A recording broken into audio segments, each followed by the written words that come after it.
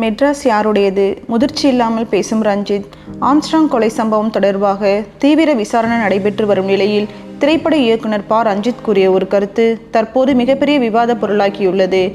Armstrong விவகாரத்தில் திராவிட கட்சிகளை, குறிப்பாக ஆளும் திமுகவை கடுமையாக சாடி வரும் ரஞ்சித், உரிய நீதி கிடைக்க வேண்டும் என்ற தனது நியாயமான கருத்தை தொடர்ந்து தெரிவித்து வருகிறார். அதே வேளையில் சென்னையில் நாங்கள் 40% அதிகமாக இருக்கிறோம், இங்கு எங்களை மீறி யாரும் ஆள முடியாது என்று கடும் கோபத்துடன் பேசியுள்ளார். இந்த பேச்சு சர்ச்சையை ஏற்படுத்தியுள்ள நிலையில் விவாத பொருளாகவும் மாறியுள்ளது. ரஞ்சித்துக்கு எதிராக சமூக ஊடகங்களில் கருத்துக்கள் பதிவிடப்பட்டு வருகின்றன.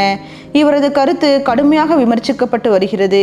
அதே வேளையில் ரஞ்சித்துக்கு ஆதரவான பதிவுகளும் வெளியிடப்பட்டு வருகின்றனர்.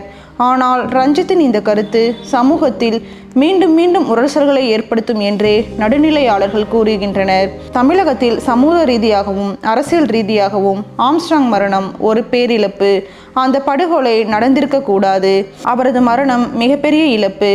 குறிப்பாக தலித் மக்கள், ஒடுக்கப்பட்ட மக்கள் மீது விழுந்த மிகப்பெரிய அடி என்பதை யாராலும் மறுப்பதற்கில்லை. கொலைக்கு பின்னணியில் இருந்தவர்கள் யாராக இருந்தாலும் அவர்களை சட்டத்தின் முன்னிறுத்தி தண்டிக்க வேண்டியது தமிழக அரசின் கடமை. என்றாலும் ஒரு கொதிநிலையில் இருக்கும்போது ரஞ்சித் போன்றவர்கள் உணர்ச்சி வசப்பட்டு வார்த்தைகளை உதிர்ப்பது எதிர்விளைவுகளையே உண்டாகும் என்பதே நடுநிலையாளர்களின் கருத்தாக உள்ளது.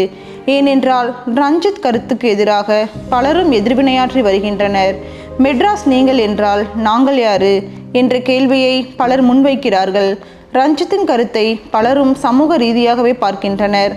எல்லாவற்றிற்கும் மேலாக அவர் சரியான புரிதல் இன்றியே பேசியதாகவும் சொல்லப்படுகிறது.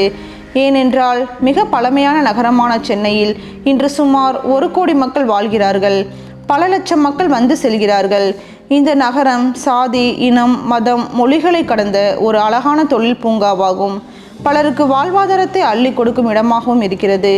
அப்படி இருக்க இந்த நகரத்தோடு ஒப்பிட்டு ஒரு நுட்பமான சாதிய கருத்தை சமூக பொறுப்பு இருக்க வேண்டிய ரஞ்சித் கூறியுள்ளதாகவும் ஒரு விமர்சனம் எழுந்துள்ளது. ஏனென்றால் கலைத்துறையில் உள்ள ரஞ்சித் எடுக்கும் ஒவ்வொரு திரைப்படமும் அனைத்து தரப்பு மக்களுக்காகவுமே திரையிடப்படுகிறது என்பதுதான் யதார்த்தம் என்றும், அப்படி இருக்க நுட்பமான சாதிய பிரச்சனையில் அவர் உணர்ச்சிவசப்படாமல் கருத்துக்களை எதிர்காலத்தில் பதிவிடுவது அவசியம் என்பதே அனைத்து தரப்பினரின் கருத்தாக உள்ளது.